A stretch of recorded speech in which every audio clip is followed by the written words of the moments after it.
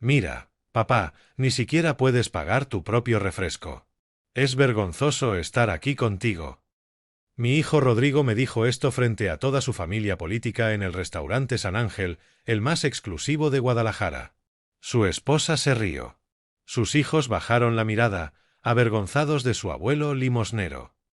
Yo, con mi guayabera remendada y mis huaraches gastados, solo asentí y saqué mis monedas contadas para pagar mi Coca-Cola. Pero justo cuando el mesero se acercaba, sonó mi viejo Nokia. «Don Abundio Herrera».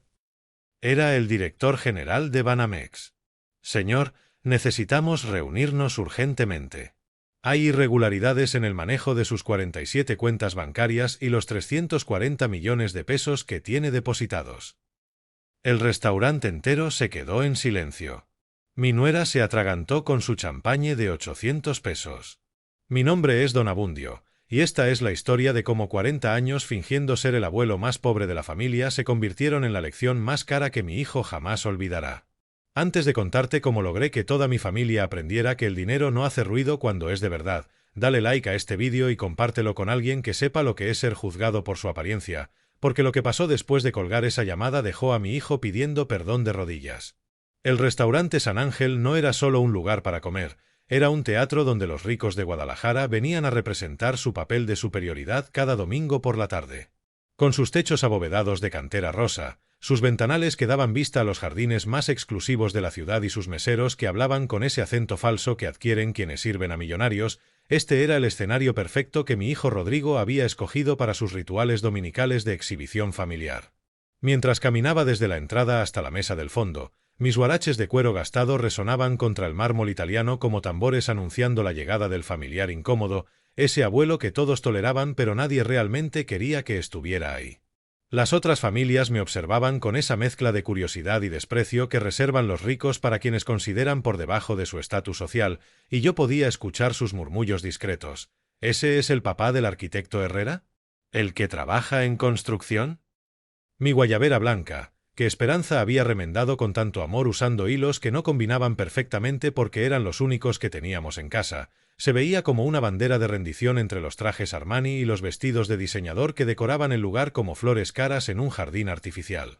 Rodrigo estaba sentado en el centro de la mesa, como siempre, irradiando esa confianza que solo dan los títulos universitarios caros y los contactos políticos bien cultivados. A sus 35 años, mi hijo había logrado todo lo que yo aparentemente nunca pude. Una carrera exitosa como director de constructora Herrera y Asociados, una esposa de familia acomodada que nunca le permitía olvidar de dónde venía él realmente, y 2 hijos que estudiaban en colegios privados donde una colegiatura costaba más de lo que yo supuestamente ganaba en 6 meses. «Papá, qué bueno que llegaste», me dijo con esa sonrisa tensa que había perfeccionado para las ocasiones en que tenía que reconocer públicamente nuestro parentesco. «Te conseguí un lugar aquí atrás, donde estarás más cómodo».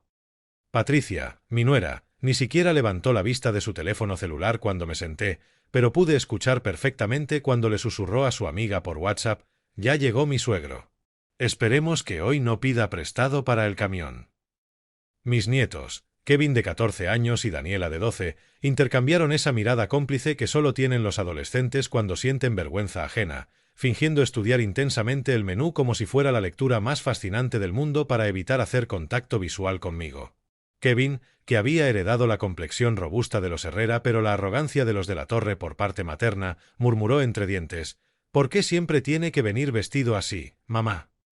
Y Daniela, siempre más directa que su hermano, agregó: «Es que da pena, ¿no puede comprarse aunque sea una camisa nueva?».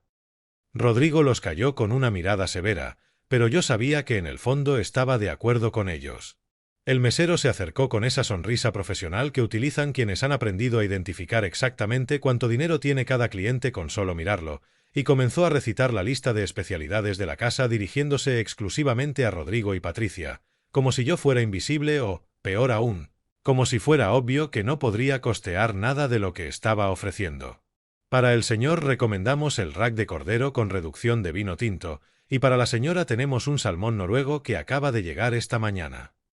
Cuando finalmente me miró, su tono cambió completamente. «¿Y para usted, señor?». Pedí lo único que sabía que podía permitirme según la imagen que había cultivado cuidadosamente durante décadas. «Solo una Coca-Cola, por favor, y tal vez algunas tortillas si no es mucha molestia. El silencio incómodo que siguió fue interrumpido por la risa nerviosa de Patricia y el suspiro exasperado de Rodrigo, quien murmuró lo suficientemente alto para que toda la mesa escuchara. «Papá, por favor, no seas ridículo. Al menos pide algo de comer». Pero yo sabía perfectamente lo que estaba haciendo. Cada peso que no gastaba en ese restaurante, cada humillación que tragaba en silencio, cada momento en que fingía ser el patriarca pobre de la familia, era una inversión en la lección más valiosa que mi hijo jamás recibido. Rodrigo Herrera de la Torre había construido su identidad sobre la premisa de ser todo lo que yo nunca pude ser, o al menos eso era lo que él creía con esa arrogancia silenciosa que solo poseen quienes confunden el éxito profesional con la superioridad moral. A los 35 años, mi hijo dirigía Constructora Herrera y Asociados, una empresa que él había fundado con el préstamo que le dio su suegro don Aurelio de la Torre, dueño de la cadena hotelera más exclusiva del Bajío, pero que Rodrigo siempre presentaba como si fuera el fruto de su genio empresarial autodidacta, convenientemente omitiendo que su oficina de cristal y acero en el corporativo más moderno de Guadalajara había sido financiada con dinero que no era suyo. Desde su BMW Serie 7 último modelo hasta su casa en el fraccionamiento más exclusivo de Zapopan, todo en la vida de Rodrigo gritaba éxito a los cuatro vientos, y él se aseguraba de que cada detalle de su existencia fuera una declaración pública de cuán lejos había llegado el hijo del albañil pobre. Como le gustaba presentarme en las reuniones sociales cuando quería ganarse la simpatía de otros empresarios con su historia de superación personal. «Mi papá es un hombre sencillo que trabajó toda su vida en construcción», decía con esa mezcla de condescendencia y falsa nostalgia que utilizan los ricos para demostrar su humildad fingida. «Gracias a sus sacrificios yo pude estudiar arquitectura y crear todo esto».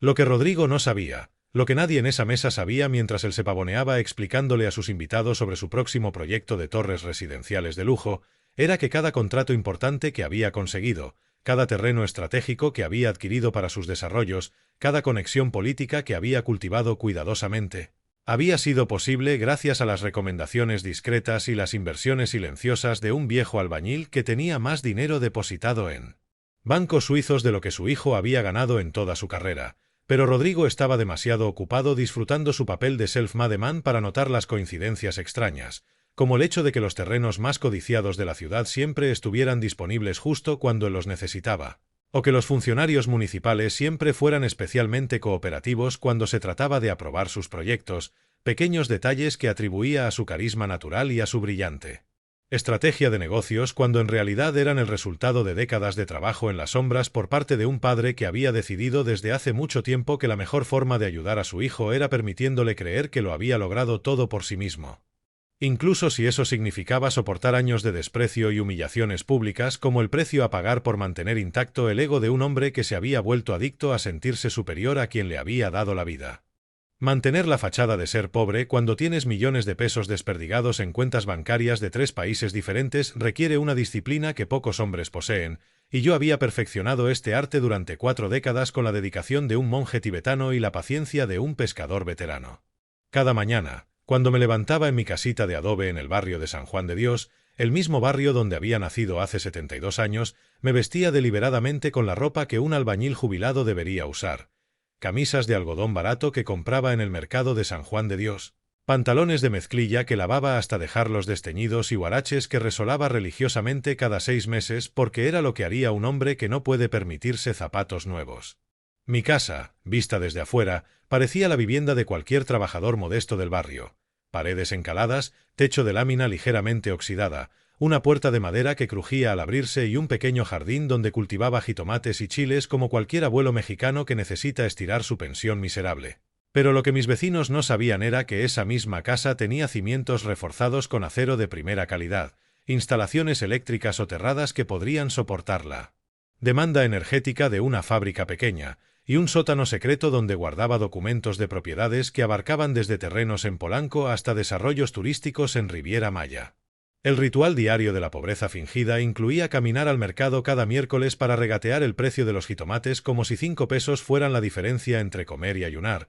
cargar mis compras en bolsas de plástico reutilizadas hasta el punto del ridículo, y tomar el camión urbano en lugar del taxi porque eso era lo que hacía un hombre que contaba cada centavo, mientras en mi cartera de cuero gastado llevaba tarjetas de débito conectadas a cuentas que podían comprar el mercado entero, sin hacer mella en mis finanzas. Los domingos en misa de 8 en la parroquia de San Francisco, me sentaba siempre en las bancas de atrás con los demás trabajadores jubilados, contribuía modestamente con monedas al plato de la colecta mientras susurraba oraciones de gratitud, y escuchaba pacientemente los consejos bien intencionados del padre Martínez sobre cómo estirar una pensión de albañil, cuando en realidad mis donaciones anónimas habían financiado la restauración completa del techo de la iglesia y el sistema de sonido nuevo que tanto había necesitado la parroquia durante años. Incluso mi teléfono Nokia 1100, ese ladrillo indestructible que había comprado en el año 2003 y que seguía funcionando perfectamente en 2023, era parte de la actuación. Cuando sonaba con su melodía básica y primitiva, la gente automáticamente asumía que su dueño no podía permitirse un smartphone, cuando la verdad era que ese aparato prehistórico era la línea directa más discreta para comunicarme con directores de bancos internacionales, corredores de bienes raíces e inversionistas que manejaban mis portafolios sin saber jamás que estaban hablando con un viejo que aparentaba vivir con menos de 3.000 pesos al mes. La ironía más deliciosa de toda esta farsa era que mientras Rodrigo se avergonzaba públicamente de tener un padre tan limitado económicamente, yo había sido el inversionista silencioso detrás de al menos 5 de sus proyectos más exitosos, comprando terrenos estratégicos a través de empresas fantasma que luego los vendían a precio de costo a Constructora Herrera y Asociados, asegurándome de que mi hijo siempre tuviera las mejores oportunidades de negocio sin jamás sospechar que su buena suerte tenía nombre y apellido, y que ese nombre era el mismo que él pronunciaba con vergüenza cada vez que alguien le preguntaba por su familia. Los primeros desprecios llegaron silenciosamente, como las goteras que comienzan siendo apenas húmedas manchas en el techo pero que eventualmente terminan por pudrir toda la estructura de una casa, y yo recuerdo exactamente cuando mi hijo comenzó a avergonzarse de mí. Fue el día que se graduó de arquitecto en la Universidad de Guadalajara. Cuando yo llegué a la ceremonia con mi único traje, ese de poliéster azul marino que había comprado en el mercado San Juan de Dios y que se veía exactamente como lo que era, la vestimenta de un obrero que había hecho su mejor esfuerzo por lucir presentable en el día más importante de la vida académica de su hijo. Mientras todos los demás padres portaban trajes italianos y relojes suizos, mientras las madres exhibían vestidos de diseñador y joyas que brillaban como pequeños soles, yo me senté en la última fila del auditorio con mi camisa blanca almidonada en casa y mis zapatos lustrados hasta el punto de la perfección, sintiéndome orgulloso y completamente ajeno a la vergüenza que mi presencia estaba causándole a Rodrigo, quien no me presentó a ninguno de sus compañeros de clase ni a sus profesores, limitándose a un abrazo rápido y una foto obligatoria que después escondió en algún álbum familiar que nunca volvimos a revisar juntos. «Papá, creo que es mejor que te vayas temprano», me dijo esa tarde cuando comenzó la fiesta de graduación en el jardín de la universidad. «Van a venir muchas personas importantes y no quiero que te sientas incómodo», y aunque sus palabras sonaban consideradas, yo entendí perfectamente el mensaje real. Mi presencia era un recordatorio embarazoso de sus orígenes humildes, una mancha en la imagen que estaba construyendo cuidadosamente para impresionar a sus futuros socios y contactos profesionales. Los años siguientes fueron una escalada gradual pero implacable de pequeñas humillaciones que Rodrigo administraba con la precisión de un cirujano. Me invitaba a las reuniones familiares importantes, pero siempre con la condición tácita de que mantuviera un perfil bajo. Me presentaba a sus amigos como mi papá, el que trabajó en construcción, con ese tono que mezclaba cariño fingido con disculpa anticipada, y desarrolló el hábito particularmente cruel de olvidar mencionarme cuando hablaba de su familia en entrevistas de negocios o eventos sociales, como si su éxito profesional hubiera brotado espontáneamente de la nada sin la influencia de un padre que había trabajado 18 horas diarias durante 20 años para pagarle la universidad. Cuando se casó con Patricia en la Catedral de Guadalajara, yo ocupé un lugar en la quinta fila de la sección del novio, lo suficientemente lejos del altar para que las fotografías oficiales no me incluyeran, pero lo suficientemente cerca para que nadie pudiera acusarlo de excluir completamente a su único padre vivo. Y durante el banquete en el club de industriales más exclusivo de la ciudad, me sentaron en una mesa con otros familiares económicamente limitados mientras él y Patricia presidían la mesa principal, rodeados de políticos, empresarios y personalidades de la alta sociedad tapatía que probablemente ni sabían de mi existencia.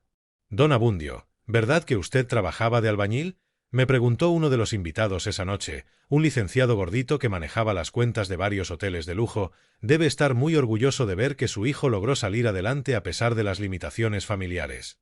Y mientras yo asentía humildemente y respondía que efectivamente me sentía muy bendecido de tener un hijo tan exitoso, Patricia y Rodrigo intercambiaron una de esas miradas cómplices que comparten las parejas cuando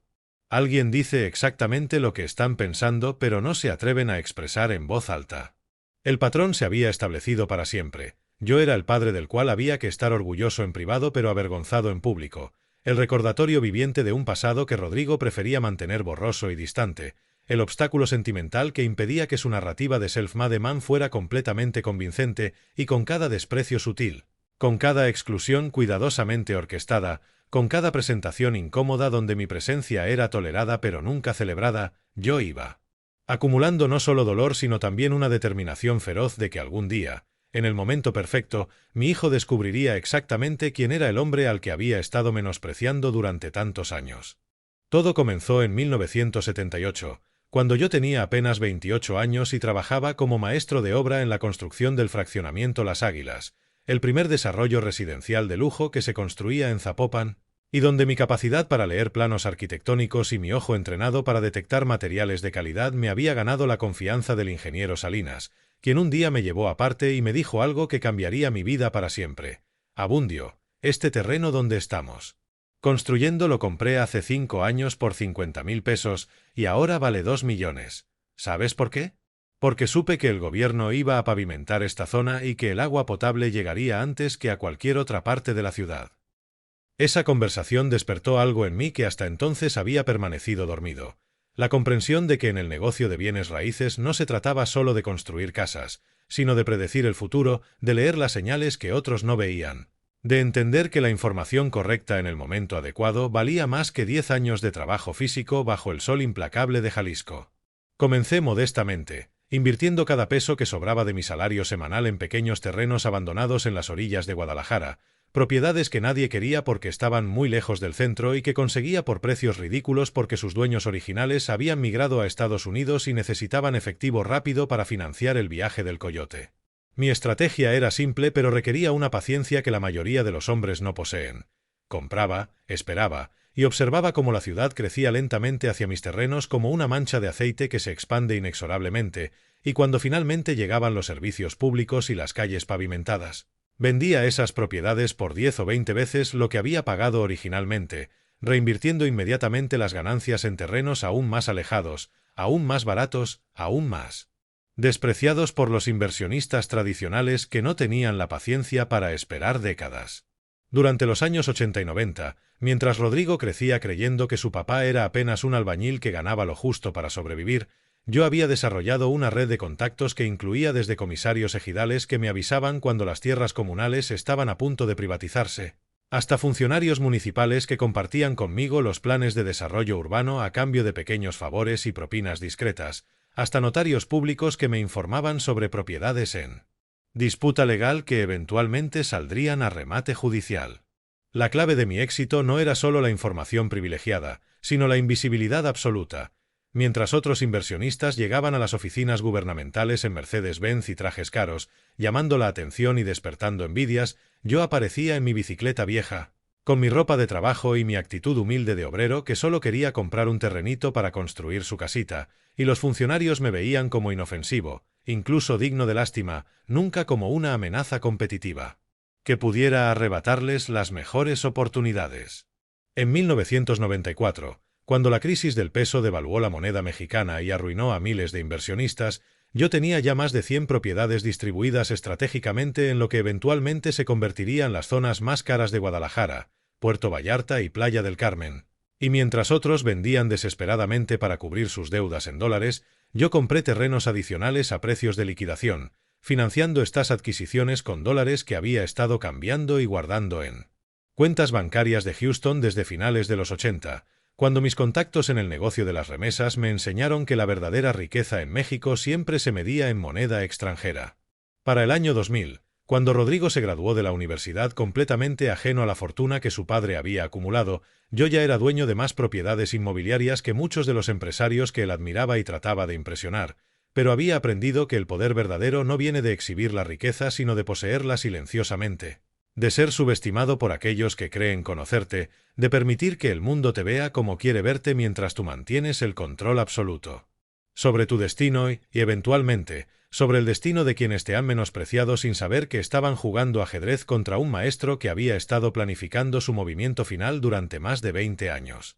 Vivir como millonario fingiendo ser pobre requiere una maestría actoral que haría llorar de envidia a los mejores artistas del teatro degollado, y yo había convertido esta actuación en una forma de arte que practicaba religiosamente cada día de mi vida. Comenzando cada mañana a las 5:30, cuando me levantaba en mi cama individual con colchón de resortes que crujía deliberadamente cada vez que me movía, en una recámara decorada con muebles de madera barata y fotografías familiares enmarcadas en plástico dorado que compraba en el tianguis de los domingos. Mi rutina matutina incluía preparar café de olla en una estufa de gas con tanque que yo mismo cambiaba cada mes, desayunar frijoles refritos con tortillas que compraba diariamente en la tortillería de Doña Carmen porque era lo que hacía un hombre que no podía permitirse el lujo de desperdiciar comida, y revisar cuidadosamente mi cartera de cuero gastado para contar las monedas y billetes arrugados que necesitaría para los gastos del día, mientras en mi calcetín izquierdo llevaba oculta una tarjeta de débito conectada a una cuenta en el Banco de Suiza que contenía más dinero del que la mayoría de las personas ve en toda su vida.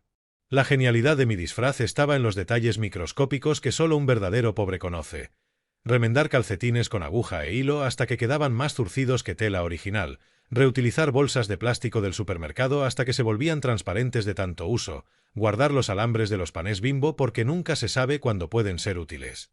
y mantener en mi refrigerador únicamente los alimentos básicos que un pensionado con recursos limitados podría permitirse. Aunque cada 2 semanas, cuando tenía la casa completamente sola, yo ordenaba secretamente cenas gourmet de los mejores restaurantes de Guadalajara que me entregaban discretamente por la puerta trasera de mi casa. Mis vecinos de barrio me conocían como Don Abundio, el albañil jubilado que barría religiosamente la banqueta frente a su casa cada mañana, que regaba sus plantas con agua jabonosa reciclada de la lavadora para ahorrar en el recibo municipal, y que siempre estaba dispuesto a prestar herramientas o ayudar a cargar bultos pesados porque era lo que hacían los hombres trabajadores de su generación, y ninguno de ellos sospechaba jamás que ese vecino humilde y servicial era el dueño silencioso de al menos 40 propiedades en su mismo barrio, incluyendo la casa donde vivía Doña Esperanza, la viuda que rentaba cuartos a estudiantes universitarios sin saber que le pagaba la renta mensual al mismo viejito que le regalaba jitomates de su huerto cada viernes. Los domingos por la tarde, mi actuación alcanzaba niveles de perfección shakespeariana cuando caminaba hasta la plaza principal del barrio y me sentaba en la misma banca de concreto donde se reunían otros jubilados a discutir sobre el precio de la tortilla, la corrupción del gobierno y los partidos de fútbol del Guadalajara, contribuyendo a estas conversaciones con la sabiduría resignada de un hombre que había trabajado toda su vida sin lograr ascender económicamente, mientras mentalmente revisaba los reportes financieros que mis asesores en Houston me enviaban cada semana sobre el rendimiento de mis inversiones en la bolsa estadounidense. La ironía más deliciosa de toda esta farsa ocurría los días cuando Rodrigo venía a visitarme para asegurarse de que su papá estuviera bien, recorriendo mi casa con esa mirada condescendiente de hijo exitoso que evalúa las limitaciones económicas de su progenitor, comentando con preocupación fingida sobre mis muebles viejos y mi televisión anticuada, ofreciéndose generosamente a comprarme algunas cosas básicas que necesitaba sin jamás notar que los documentos que yo mantenía cuidadosamente escondidos en una caja de zapatos debajo de mi cama eran títulos de propiedad que incluían terrenos en las zonas más exclusivas de Polanco, desarrollos turísticos en Cancún y edificios de oficinas en el centro histórico de Guadalajara que generaban rentas mensuales superiores al salario anual que él ganaba como director de su constructora. Cada peso que Rodrigo me daba para sus gastos durante estas visitas, cada regalo navideño de ropa barata que me compraba en Liverpool pensando que era lo máximo que mi presupuesto podía manejar, cada invitación a comer en restaurantes de segunda categoría porque sabía que ahí me sentiría más cómodo, se acumulaba en mi memoria como evidencia de que mi hijo había perdido completamente la capacidad de ver más allá de las apariencias, y que cuando finalmente llegara el momento de la revelación, su shock sería tan devastador como educativo, porque aprendería de una vez por todas que la verdadera riqueza nunca necesita presumirse y que el hombre más pobre del barrio puede ser, al mismo tiempo, el más poderoso de toda la ciudad. La humillación final llegó un domingo de marzo del 2023, durante la celebración del 5º aniversario de Constructora Herrera y Asociados, cuando Rodrigo había reservado todo el salón de banquetes del Hotel Quinta Real para una cena que reunía a los empresarios más influyentes de Guadalajara, incluyendo al secretario de Desarrollo Urbano del Estado, al presidente de la Cámara de la Construcción y a una docena de socios potenciales que podían convertir a mi hijo en el constructor más poderoso del Bajío. Yo había llegado puntualmente a las 8 de la noche, vestido con mi único traje oscuro y una corbata que Patricia había escogido para mí porque al menos así no desentonarías tanto, y durante las primeras 2 horas de la velada me mantuve discretamente en las mesas del fondo, sonriendo humildemente cuando alguien me preguntaba quién era y respondiendo con la frase que Rodrigo me había pedido memorizar: soy don Abundio, el papá de Rodrigo, trabajé en construcción toda mi vida y estoy muy orgulloso de lo que mi hijo ha logrado. Todo marchaba según el plan hasta que llegó el momento de los brindis, cuando Rodrigo tomó el micrófono y comenzó a contar la historia inspiradora de cómo había construido su empresa desde la nada, describiendo vívidamente los sacrificios que había hecho para superar la pobreza de su infancia, la determinación que había demostrado para financiar sus estudios universitarios y la visión empresarial que le había permitido identificar oportunidades que otros no veían, mientras yo escuchaba desde mi mesa sintiendo una mezcla de orgullo paternal y amarga ironía porque sabía exactamente cuáles habían sido las verdaderas fuentes de financiamiento detrás de cada uno de esos logros autodidactas. Pero entonces, en el clímax de su discurso, Rodrigo decidió añadir un toque dramático que nadie esperaba. Quiero aprovechar esta ocasión para presentarles al hombre que me enseñó el valor del trabajo honesto, dijo señalándome con una sonrisa teatral, mi padre, don Abundio Herrera, quien trabajó como albañil durante 40 años para darme la oportunidad de estudiar, un hombre sencillo que nunca tuvo mucho dinero pero que me dio algo más valioso, el ejemplo de la perseverancia. Los aplausos fueron educados pero tibios, el tipo de reconocimiento que se le da a los antecedentes pintorescos de las personas exitosas, y yo me levanté brevemente para agradecer con una sonrisa humilde, pero entonces Patricia, que evidentemente había bebido más champagne del recomendable, decidió añadir su propio comentario al micrófono.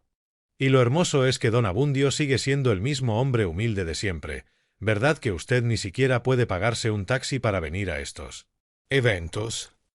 La risa nerviosa que siguió a este comentario se convirtió en un silencio incómodo cuando varios invitados voltearon a mirarme con esa expresión de lástima condescendiente que reservan los ricos para los pobres dignos, y yo sentí como si cada mirada fuera una daga clavándose en mi orgullo. Pero lo peor vino cuando Rodrigo, en lugar de defender a su padre, decidió convertir la crueldad de su esposa en una anécdota graciosa. Es cierto, mi papá es tan modesto que siempre viene en camión urbano. Porque dice que los taxis son un lujo innecesario. ¿No es así, papá? Y entonces, dirigiéndose directamente hacia mí con esa sonrisa que mezclaba cariño fingido con vergüenza auténtica, agregó las palabras que se grabarían en mi memoria como hierro al rojo vivo. Mira, papá, ni siquiera puedes pagar tu propio refresco, es vergonzoso estar aquí contigo. Pero ¿qué le vamos a hacer? Eres familia. El restaurante entero estalló en risas. Algunos invitados incluso aplaudieron la honestidad refrescante de Rodrigo, y mientras yo permanecía sentado sintiendo como si cada carcajada fuera un latigazo en mi dignidad, pude ver en los ojos de mi hijo algo que me dolió más que cualquier humillación pública. La satisfacción genuina de haber conseguido la aprobación de sus invitados a costa de ridiculizar al hombre que le había dado la vida, la educación, y sin que él lo supiera, también el capital secreto que había financiado cada uno de sus éxitos empresariales. Esa noche, cuando finalmente llegué a mi casa después de un viaje en camión urbano que duró 45 minutos porque efectivamente no había pedido un taxi, me senté en mi cocina humilde y saqué de mi escondite secreto la libreta donde anotaba los números de teléfono de mis contactos más importantes. Porque había llegado el momento de que mi hijo aprendiera una lección que jamás olvidaría sobre el peligro de humillar a alguien sin conocer realmente quién es.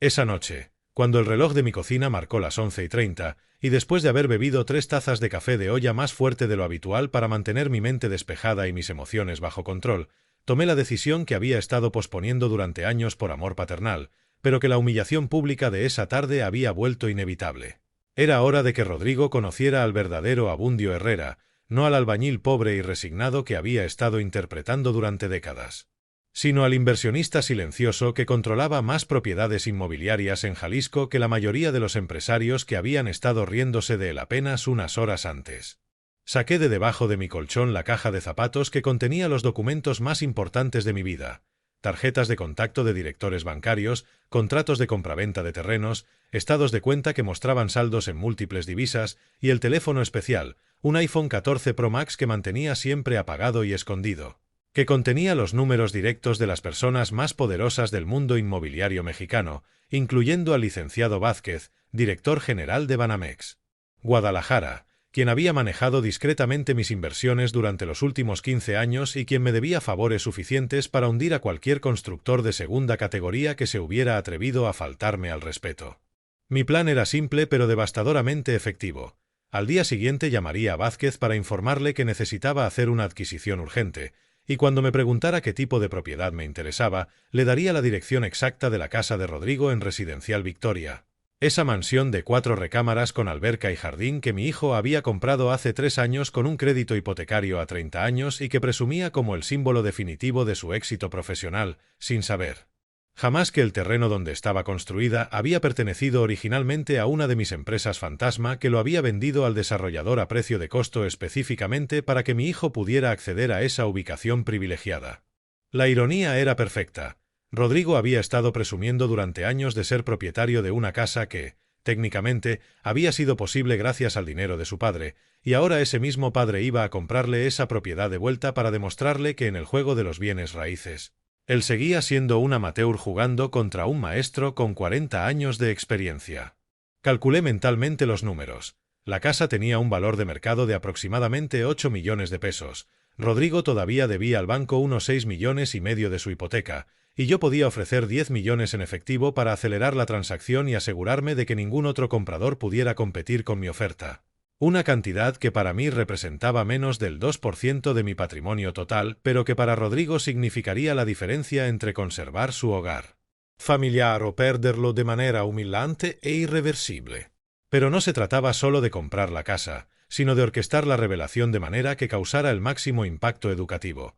Necesitaba que Vázquez llamara a Rodrigo en el momento exacto cuando él estuviera rodeado de testigos, preferiblemente durante una reunión de negocios importante o una comida familiar donde hubiera suficientes personas presentes para que la lección fuera pública y memorable, porque después de tantos años de humillaciones silenciosas, yo había aprendido que las lecciones más valiosas son aquellas que se enseñan frente a audiencias que nunca las olvidan. Mientras programaba los números de teléfono en mi dispositivo secreto y revisaba los documentos que probarían mi identidad financiera real, sentí una mezcla extraña de tristeza y satisfacción, porque sabía que lo que estaba a punto de hacer cambiaría para siempre la relación con mi hijo, pero también sabía que después de 40 años de fingir ser menos de lo que era, había llegado el momento de que Rodrigo aprendiera que el respeto no se negocia, que la humildad auténtica es diferente de la humillación impuesta, y que el hombre más peligroso del mundo es aquel a quien subestimas completamente porque has confundido su silencio con su debilidad, su modestia con su pobreza,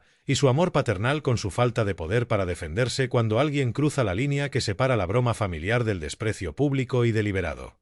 El lunes por la mañana, a las 7 en punto, cuando sabía que el licenciado Vázquez estaría revisando sus primeros reportes del día en su oficina del piso 23 de la Torre Banamex, marqué su número directo desde mi iPhone secreto y escuché su voz familiar que me saludó con el respeto que solo reservaba para sus clientes más importantes. Don Abundio, qué gusto escucharlo. ¿En qué puedo servirle esta mañana?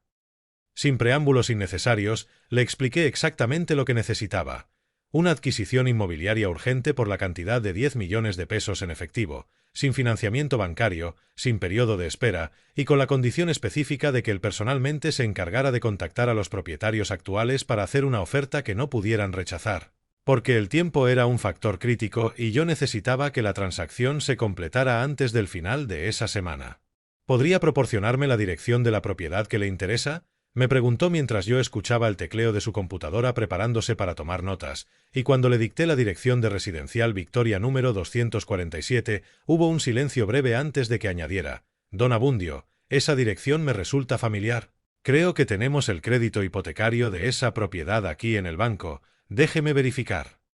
3 minutos después, Vázquez regresó al teléfono con información que confirmaba exactamente lo que yo ya sabía. La casa pertenecía a Rodrigo Herrera de la Torre, director de Constructora Herrera y Asociados, quien tenía una hipoteca vigente de 6.400.000 pesos con pagos puntuales durante los últimos 3 años, y quien según los registros del banco era considerado un cliente preferencial con excelente historial crediticio. Licenciado, le dije con la voz más neutral que pude mantener, ese joven es mi hijo, y necesito que usted le haga la oferta de compra personalmente, explicándole que tiene un comprador serio dispuesto a pagar 10 millones en efectivo, pero sin revelar mi identidad hasta el momento preciso que yo le indique. ¿Puede manejar esta situación con la discreción que el caso requiere? Vázquez, que había trabajado conmigo durante suficientes años para entender que mis solicitudes inusuales siempre tenían propósitos específicos y bien planificados, me aseguró que podía coordinar la operación exactamente como yo la había descrito. y acordamos que él llamaría a Rodrigo esa misma tarde para programar una reunión donde discutirían los detalles de la venta, sin mencionar jamás que el comprador misterioso era alguien que mi hijo conocía íntimamente. El siguiente paso era coordinar la logística financiera. Transferí inmediatamente 10 millones de pesos desde mi cuenta principal en Houston hacia una cuenta de fideicomiso que Vázquez abriría específicamente para esta transacción, asegurándome de que el dinero estuviera disponible y verificable en el momento que Rodrigo quisiera confirmar la seriedad de la oferta, porque sabía que mi hijo era lo suficientemente inteligente para sospechar de ofertas que sonaran demasiado buenas para ser verdad. Y necesitaba que todos los aspectos financieros fueran tan sólidos que no pudiera encontrar ninguna excusa para rechazar la venta. Durante las siguientes 48 horas, mientras esperaba que Vázquez completara los preparativos legales y financieros, yo mantuve mi rutina diaria normal de albañil jubilado. Fui al mercado a comprar jitomates, regué mis plantas con agua jabonosa reciclada y me senté en mi banca habitual de la plaza a discutir sobre fútbol con otros pensionados. Pero internamente estaba experimentando una mezcla de anticipación y nerviosismo que no había sentido desde mis primeras inversiones inmobiliarias en los años 80, porque sabía que estaba a punto de cruzar una línea que cambiaría para siempre la dinámica de mi familia. El miércoles por la tarde, Vázquez me llamó para confirmar que había contactado exitosamente a Rodrigo, quien inicialmente había mostrado sorpresa y cierta suspicacia ante una oferta tan generosa de un comprador anónimo, pero que después de verificar la solidez financiera del fideicomiso y consultar con Patricia sobre las ventajas de vender una propiedad con 3,5 millones de pesos de ganancia instantánea, había aceptado programar una reunión para el viernes a las 2 de la tarde en las oficinas del banco, donde firmaría los documentos de venta sin saber que estaba a punto de entregar las llaves de su casa al mismo hombre que había humillado públicamente apenas 5 días antes, y quien había estado esperando pacientemente durante más de 4 décadas el momento perfecto para demostrarle que en el ajedrez de la vida real, los peones a veces resultan ser reinas disfrazadas.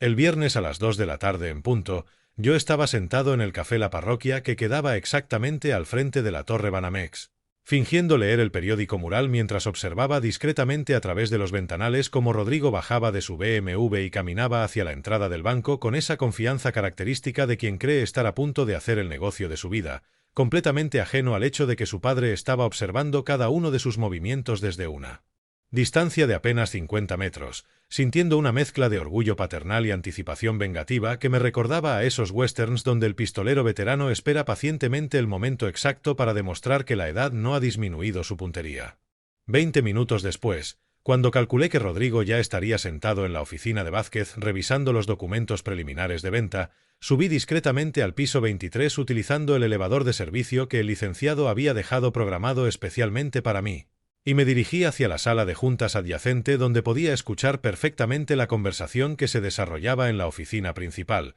donde mi hijo estaba discutiendo los detalles financieros de una transacción que cambiaría su vida para siempre sin que él tuviera la menor idea de lo que realmente estaba sucediendo. Licenciado Vázquez, debo confesarle que esta oferta me parece casi demasiado buena para ser verdad. Escuché la voz de Rodrigo a través de la pared que separaba las dos oficinas. ¿Está completamente seguro de que este comprador tiene los recursos financieros para cumplir con el pago inmediato? Porque si esto es algún tipo de fraude, yo podría perder mi casa y enfrentar problemas legales que arruinarían mi empresa. La respuesta de Vázquez fue perfecta, con esa mezcla de profesionalismo bancario y seguridad absoluta que solo pueden transmitir quienes manejan fortunas multimillonarias todos los días. Señor Herrera, puedo asegurarle que este cliente es uno de los inversionistas más sólidos y confiables que hemos manejado en mis 15 años como director de esta sucursal. Sus recursos financieros están completamente verificados, y el fideicomiso que hemos establecido para esta transacción contiene no solo los 10 millones de pesos acordados, sino fondos adicionales suficientes para cubrir cualquier gasto imprevisto que pudiera surgir durante el proceso legal. Durante los siguientes 30 minutos, mientras Rodrigo revisaba meticulosamente cada cláusula del contrato de compraventa con la minuciosidad de quien ha aprendido a desconfiar de las oportunidades que parecen demasiado favorables, yo permanecí en la sala contigua sintiendo como cada página que él revisaba era un paso más hacia el momento culminante que había estado planificando durante 5 días y soñando durante 5 años, porque sabía que cuando finalmente firmara esos documentos, mi hijo estaría entregando involuntariamente el control de su propiedad más valiosa al mismo hombre que había ridiculizado públicamente por no poder pagarse un refresco. Muy bien, licenciado. Finalmente escuché la voz decidida de Rodrigo. Si todos los aspectos legales están en orden y el comprador está dispuesto a cerrar la transacción hoy mismo, procederemos con la firma, pero insisto en conocer la identidad del comprador antes de entregar las llaves de mi casa.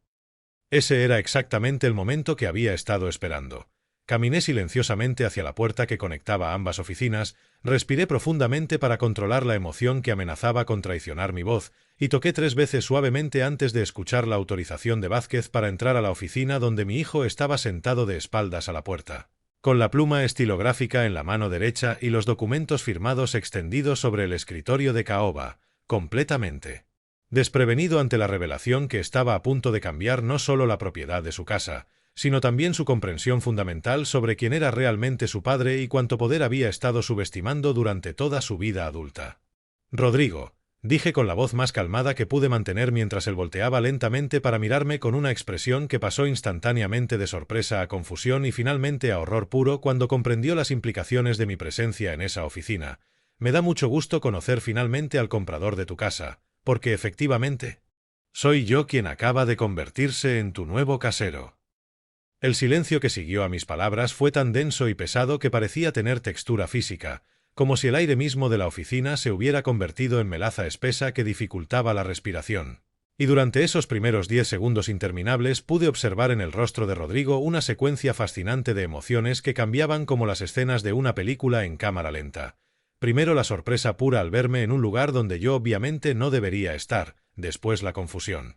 Mientras su cerebro trataba de procesar por qué su padre pobre estaba en la oficina del director de Banamex durante una transacción millonaria, luego una chispa de comprensión terrible cuando las piezas comenzaron a acomodarse en su mente, y finalmente el horror absoluto cuando entendió completamente las implicaciones de lo que acababa de escuchar. «¿Papá?», susurró con una voz que sonaba como la de un niño perdido en un centro comercial. «¿Qué haces aquí? ¿Por qué dijiste que eres el comprador de mi casa? Esto tiene que ser una broma, ¿verdad?». Pero cuando vio que yo no sonreía, cuando observó la tranquilidad absoluta en mi expresión y la forma completamente natural con la que el licenciado Vázquez me trataba, como si mi presencia en esa oficina fuera lo más normal del mundo, comenzó a entender que esto no era ninguna broma, sino algo mucho más serio y desconcertante de lo que su mente podía procesar inmediatamente. Caminé lentamente hacia el escritorio de Vázquez, saqué de mi cartera vieja los documentos que había llevado específicamente para este momento y los extendí sobre la superficie de caoba junto a los papeles que Rodrigo acababa de firmar. Estados de cuenta bancarios que mostraban saldos en múltiples países, títulos de propiedad de terrenos en las zonas más exclusivas de México, contratos de inversión en desarrollos turísticos y fotografías de propiedades que incluían desde ranchos en Sonora hasta penthouses en Polanco, una colección de evidencias que representaba apenas una fracción de mi patrimonio real, pero que era suficiente para demostrar que el albañil pobre que él conocía era en realidad uno de los inversionistas inmobiliarios más poderosos del occidente de México. «Rodrigo», le dije mientras él revisaba los documentos con manos temblorosas, tomando cada papel como si fuera una bomba que podría explotar entre sus dedos, «durante 40 años has creído que conocías a tu padre, pero la verdad es que solo conocías la versión de mí que decidí mostrarte. La actuación que mantuve porque pensé que era lo mejor para tu desarrollo personal y profesional, pero después de lo que pasó el domingo en tu cena de aniversario, decidí que era momento de que conocieras al verdadero Abundio Herrera». Sus ojos se movían frenéticamente entre los documentos y mi rostro, como si estuviera tratando de resolver un rompecabezas imposible donde cada pieza contradecía todo lo que había creído durante décadas, y pude ver el momento exacto cuando la realidad comenzó a penetrar su incredulidad. Cuando llegó al estado de cuenta del Banco de Suiza, que mostraba un saldo de más de 40 millones de dólares estadounidenses, su rostro se puso tan pálido que Vázquez se levantó discretamente para servirle un vaso de agua. «Esto no puede ser real», murmuró Rodrigo mientras examinaba obsesivamente los números en los documentos. «Tú no tienes dinero, tú vives en una casa de adobe en San Juan de Dios, tú usas ropa remendada y tomas el camión urbano porque no puedes pagar taxis. Yo he visto tu vida, yo conozco tus limitaciones económicas». Pero entonces Vázquez intervino con esa autoridad institucional que solo tienen los banqueros cuando confirman información financiera. «Señor Herrera, su padre es efectivamente el propietario de todas las cuentas y propiedades que aparecen en estos documentos. Hemos manejado sus inversiones durante más de 15 años. Y puedo confirmarle que don Abundio es uno de nuestros clientes más importantes y respetados». La comprensión llegó como un tsunami emocional que arrasó con todo lo que Rodrigo había creído saber sobre su familia, su historia personal, y especialmente sobre el hombre que había estado humillando públicamente durante años sin saber que estaba insultando a alguien que podía comprar y vender su empresa constructora como si fuera un juguete barato. Y cuando finalmente levantó la vista de los documentos para mirarme directamente a los ojos, vi en su expresión una mezcla devastadora de shock, vergüenza, admiración y terror que me hizo sentir, por primera vez en 5 días, una punzada de remordimiento por lo que le estaba haciendo a mi propio hijo. Cuando Rodrigo llegó a su casa esa tarde, o más precisamente a la casa que ya no era suya sino mía, sus movimientos eran los de un hombre que había perdido completamente sus puntos de referencia en la realidad, caminando desde la cochera hasta la sala principal como un sonámbulo que acabara de despertar en un lugar completamente desconocido. Y Patricia inmediatamente notó que algo estaba terriblemente mal cuando lo vio sentarse pesadamente en su sillón favorito sin siquiera quitarse el saco, con la mirada perdida en algún punto indefinido del infinito y las manos temblando ligeramente mientras sostenía una carpeta de documentos que había llevado desde el banco como evidencia tangible de que lo que había vivido no era una pesadilla sino una realidad que desafiaba todo lo que creía saber sobre su vida. ¿Qué pasó en la reunión del banco?, le preguntó Patricia con esa voz ligeramente irritada que usaba cuando sospechaba que Rodrigo había cometido algún error financiero. ¿Ya cerraste la venta de la casa? Porque Kevin necesita que le deposites el dinero para el viaje de estudios a Europa, y Daniela quiere que le compres el iPhone que le prometiste. Pero en lugar de responder con su entusiasmo habitual cuando hablaba de dinero o de los lujos que podía proporcionar a su familia, Rodrigo simplemente extendió los documentos hacia ella con movimientos mecánicos, como si fuera un robot cuya programación hubiera sido alterada, y cuando Patricia tomó los papeles y comenzó a leerlos, su expresión cambió gradualmente desde aburrimiento hasta confusión, después a incredulidad y finalmente a una forma de horror que yo nunca había visto en el rostro de una mujer que se había considerado a sí misma inmune a las sorpresas desagradables. Rodrigo, estos documentos no pueden ser reales, susurró mientras revisaba obsesivamente los estados de cuenta y títulos de propiedad. Esto dice que tu papá tiene millones de dólares en bancos extranjeros, que es dueño de propiedades por todo México, que acaba de comprar nuestra casa por 10 millones de pesos en efectivo. Esto tiene que ser algún tipo de error bancario o documento falsificado.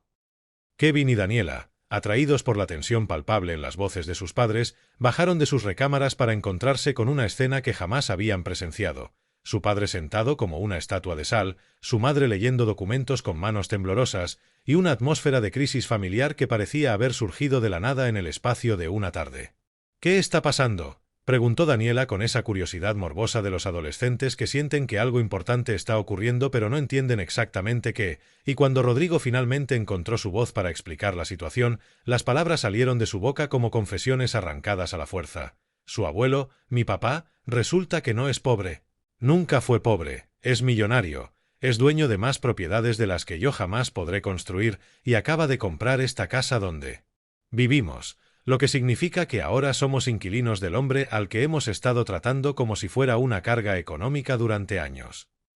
El silencio que siguió a esta revelación fue diferente al que había experimentado en la oficina del banco, porque mientras allí había sido el shock del descubrimiento personal, aquí era el silencio de una familia entera comprendiendo simultáneamente que toda su estructura social, toda su identidad como clan exitoso, toda su superioridad financiera que habían usado para justificar años de desprecio hacia el patriarca, se había desmoronado en una sola tarde como un castillo de naipes construido sobre fundamentos imaginarios. Patricia fue la primera en encontrar palabras, pero cuando habló, su voz tenía una calidad histérica que revelaba que estaba al borde de un colapso nervioso. Estás diciéndome que durante todos estos años, mientras yo me avergonzaba de presentar a tu padre en mis reuniones del club social, mientras fingía que no me daba pena que llegara a los eventos familiares vestido como jardinero, mientras le comprábamos regalos baratos en Navidad porque pensábamos que no podía permitirse nada mejor, ¿resulta que él tenía más dinero que todas nuestras familias juntas? Y Kevin, que había heredado la arrogancia familiar pero también la inteligencia para entender implicaciones complejas, formuló la pregunta que todos estaban pensando pero nadie se había atrevido a expresar. ¿Eso significa que el abuelo estuvo fingiendo ser pobre todo este tiempo para burlarse de nosotros? Fue entonces cuando Rodrigo se dio cuenta de que la humillación que había sentido en el banco era apenas el aperitivo de una comida mucho más amarga, porque ahora tendría que enfrentar no solo sus propios errores de juicio, sino también las preguntas incómodas de una familia que había construido su identidad sobre la premisa de ser superior al viejo albañil que resultó ser el hombre más poderoso que cualquiera de ellos conocía personalmente. 3 días después de la revelación en el banco, cuando la noticia había tenido tiempo de asentarse en las mentes de mi familia como sedimento pesado en agua turbia, decidí que era momento de mostrarles no solo la existencia de mi fortuna, sino también su verdadera magnitud, porque comprender que tu padre pobre es en realidad millonario es una cosa, pero dimensionar que es uno de los inversionistas inmobiliarios más poderosos del país es algo completamente diferente que requiere evidencia física y tangible para ser creído completamente. Los invité a todos a una reunión familiar en mi casa de San Juan de Dios el miércoles por la tarde, diciéndoles que tenía algunas cosas más que mostrarles, y cuando llegaron encontraron estacionado frente a mi humilde vivienda de adobe un Mercedes-Benz S-Class último modelo que pertenecía al licenciado Hernández, mi abogado especialista en bienes raíces, quien había venido desde la Ciudad de México específicamente para presentar el informe completo de mis propiedades y inversiones que había estado preparando durante los últimos 6 meses como parte de la planificación de mi testamento. Dentro de mi casa, que por fuera seguía pareciendo la morada de un pensionado modesto, había transformado temporalmente la sala en una oficina ejecutiva improvisada, con 3 computadoras portátiles conectadas a proyectores que mostraban mapas digitales, gráficas financieras y una presentación de PowerPoint que el licenciado Hernández había titulado Resumen patrimonial de Abundio Herrera, un imperio construido en silencio, y cuando Patricia vio esta configuración tecnológica en el mismo lugar donde apenas una semana antes había comentado despectivamente sobre mis muebles de pobre, su rostro adquirió una expresión de incredulidad que bordeaba la disociación mental. «Familia», les dije mientras Hernández iniciaba la presentación con la solemnidad de quien está revelando secretos de Estado, «durante 40 años ustedes han conocido solo una versión muy pequeña de la verdad sobre mi vida, y creo que después de lo que pasó el domingo pasado, merecen conocer la historia completa». La primera diapositiva mostraba un mapa de México con puntos rojos que indicaban la ubicación de mis propiedades, 127 terrenos distribuidos en 12 estados diferentes, incluyendo desarrollos completos en Quintana Roo, ranchos ganaderos en Sonora, edificios de oficinas en el Distrito Federal, centros comerciales en Monterrey y condominios de lujo en Puerto Vallarta que generaban rentas mensuales superiores al salario anual de Rodrigo. Como pueden ver, explicó Hernández con esa precisión clínica que caracterizan a los abogados cuando presentan evidencias irrefutables, don Abundio no es simplemente un hombre con dinero en el banco, sino el propietario de un imperio inmobiliario que abarca desde proyectos turísticos hasta desarrollos industriales, con un valor total estimado en más de $200 millones estadounidenses. Kevin se había quedado con la boca literalmente abierta mientras observaba las fotografías aéreas de propiedades que su abuelo poseía, incluyendo un resort de 5 estrellas en Tulum que él había visitado durante sus vacaciones de primavera sin saber jamás que estaba hospedándose en un hotel que pertenecía al viejo que él consideraba un estorbo familiar. Y Daniela no podía dejar de repetir «no puede ser real, no puede ser real» mientras revisaba las listas de inquilinos que incluían desde corporaciones multinacionales hasta cadenas hoteleras internacionales que pagaban millones de pesos anuales por arrendar espacios comerciales que pertenecían a su abuelo pobre. Pero el momento más impactante de toda la presentación llegó cuando Hernández mostró la diapositiva titulada Inversiones estratégicas en empresas constructoras, que revelaba que durante los últimos 5 años yo había sido el inversionista silencioso detrás de al menos 8 de los proyectos más exitosos de Constructora Herrera y Asociados, financiando discretamente la compra de terrenos estratégicos, facilitando contactos con funcionarios gubernamentales y asegurándome de que Rodrigo siempre tuviera acceso a las mejores oportunidades de negocio sin jamás sospechar que su buena suerte empresarial tenía nombre y apellido. «Estás diciéndome», susurró Rodrigo con una voz que sonaba como si estuviera hablando desde el fondo de un pozo, «que todos mis éxitos profesionales, todas las oportunidades que creí haber conseguido por mi talento y mi trabajo duro, en realidad fueron orquestados por ti». Y cuando asentí silenciosamente, cuando confirmé que efectivamente había estado guiando su carrera desde las sombras como un titiritero invisible, vi en sus ojos algo que me dolió más que cualquier humillación que hubiera sufrido: la comprensión devastadora de que no solo había estado menospreciando al hombre más poderoso de su familia, sino también de que todo lo que había logrado en la vida se lo debía precisamente a quien había estado tratando con desprecio durante años, como si el destino hubiera diseñado la ironía más cruel y educativa de la historia familiar mexicana moderna. El silencio que siguió a la presentación de Hernández duró exactamente 4 minutos y 23 segundos. Lo sé porque estuve observando el reloj de pared de mi sala mientras esperaba que alguien en mi familia encontrara palabras para procesar la magnitud de lo que acababan de descubrir, y cuando finalmente Rodrigo habló, Lo hizo con una voz quebrada que sonaba como la de un hombre que acabara de despertar de un coma de varios años para descubrir que el mundo había cambiado completamente. Durante su ausencia. Papá, me dijo levantándose lentamente de su silla y caminando hacia donde yo estaba parado junto a la ventana que daba al patio donde cultivaba mis jitomates. Necesito entender por qué hiciste esto. ¿Por qué decidiste fingir ser pobre durante tantos años? ¿Por qué me permitiste tratarte con desprecio cuando tenías el poder para detenerme en cualquier momento? ¿Por qué soportaste todas esas humillaciones cuando podías haber revelado la verdad y obligarme a respetarte?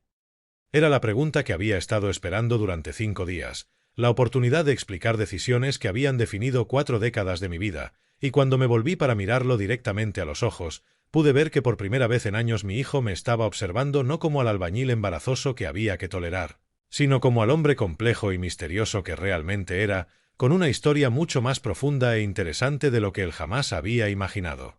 «Mijo», le dije usando el diminutivo cariñoso que no había empleado desde que era niño, «cuando tu madre murió y tú tenías 18 años, tomé la decisión más difícil de mi vida. Elegir entre ser tu padre admirado o ser tu padre útil, entre impresionarte con mi riqueza o enseñarte el valor del trabajo duro. Entre darte todo lo que mi dinero podía comprar o permitir que te ganaras cada logro con tu propio esfuerzo».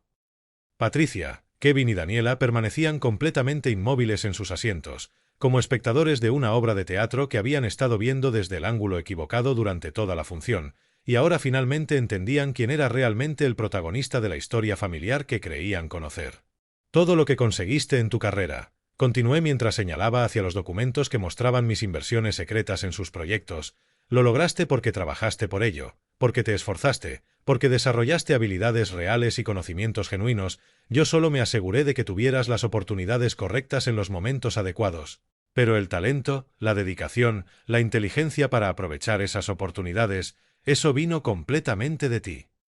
Rodrigo comenzó a llorar, no con sollozos dramáticos, sino con lágrimas silenciosas que rodaban por sus mejillas mientras procesaba la comprensión de que durante todos esos años, cuando había creído estar construyendo su éxito independientemente de su familia, en realidad había estado siendo protegido y guiado por un amor paternal tan profundo y sofisticado que había requerido sacrificios que él nunca había imaginado. «¿Pero por qué no me detuviste cuando comencé a tratarte mal?», me preguntó con una voz que temblaba entre la gratitud y el remordimiento. «¿Por qué no me enseñaste una lección antes, cuando las humillaciones eran menores?».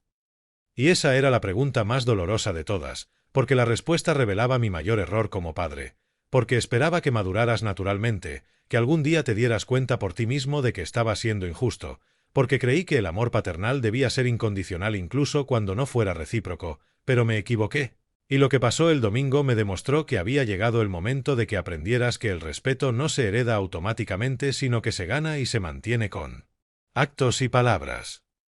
Fue entonces cuando Rodrigo hizo algo que no había hecho desde los 8 años. Se acercó a mí y me abrazó, no con el abrazo protocolar y rápido que me daba en las reuniones familiares obligatorias, sino con el abrazo desesperado de un hijo que acaba de redescubrir a su padre y se da cuenta de cuánto tiempo perdió por culpa de su arrogancia y sus prejuicios. «Perdóname, papá», murmuró contra mi hombro mientras yo sentía que 40 años de dolor acumulado comenzaban a disolverse como sal en agua tibia. «Perdóname por haber sido tan ciego, tan arrogante, tan cruel contigo. Perdóname por no haber visto al hombre extraordinario que siempre fuiste».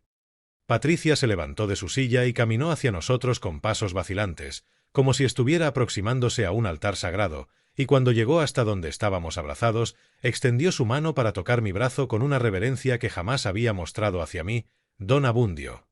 me dijo con una voz que sonaba completamente diferente a la que había usado conmigo durante 10 años de matrimonio con mi hijo. «No tengo palabras para pedirle perdón por todo lo que hemos hecho, por todas las veces que lo tratamos como si fuera menos de lo que merecía. Usted es el hombre más noble y generoso que hemos conocido, y nosotros fuimos demasiado ciegos para verlo».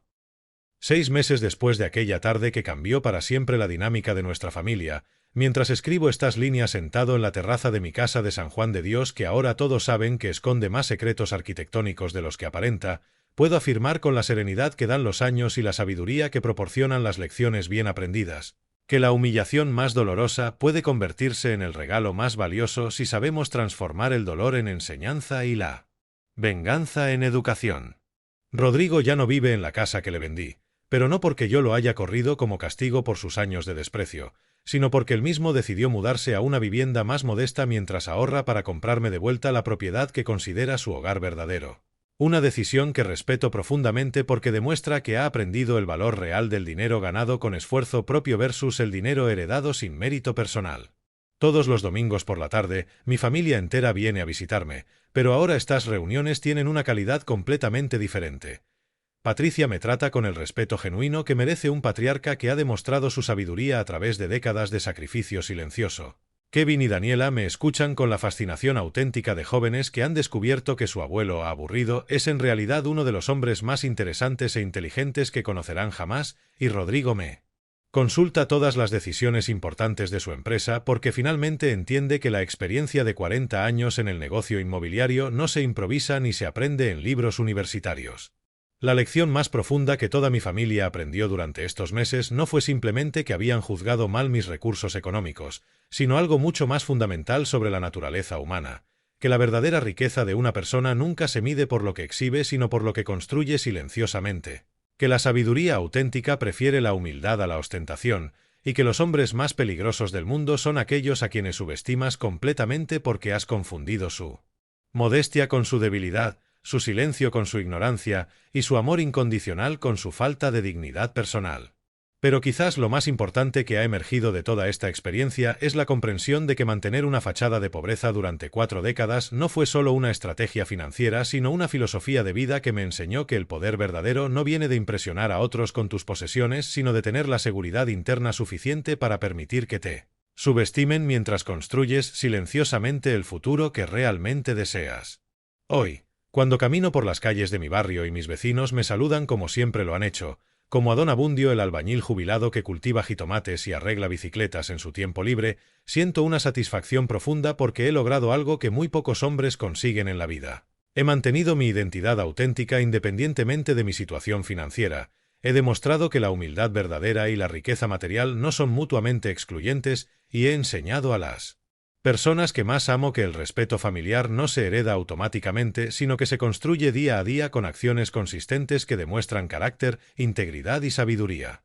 La casa que compré a Rodrigo ahora la he convertido en un centro de capacitación gratuita para jóvenes de bajos recursos que quieren aprender oficios relacionados con la construcción, porque he aprendido que la riqueza que no se comparte eventualmente se convierte en una carga, y que el conocimiento que no se transmite muere con quien lo posee. Cada sábado por la mañana, enseño a estos muchachos no solo técnicas de albañilería y plomería, sino también los principios fundamentales de la inversión inmobiliaria que me permitieron construir mi fortuna. Paciencia, visión a largo plazo, comprensión de que las mejores oportunidades siempre parecen riesgosas para quienes no tienen experiencia y, sobre todo, la capacidad de mantener un perfil bajo mientras trabajas incansablemente hacia objetivos que otros considerarían imposibles. Y cuando estos jóvenes me preguntan cuál es el secreto más importante para alcanzar el éxito financiero, siempre les doy la misma respuesta que le habría dado a Rodrigo si hubiera tenido la sabiduría para preguntármelo cuando era más joven. Nunca permitas que otros definan tu valor basándose en las apariencias, trabaja más duro de lo que nadie espera, ahorra más de lo que gastas, invierte en lo que entiendes, y recuerda siempre que el hombre más rico del cementerio no es necesariamente el que tuvo la vida más plena, pero el hombre que muere sin haber enseñado a otros lo que aprendió durante su tiempo en la tierra definitivamente desperdició su existencia.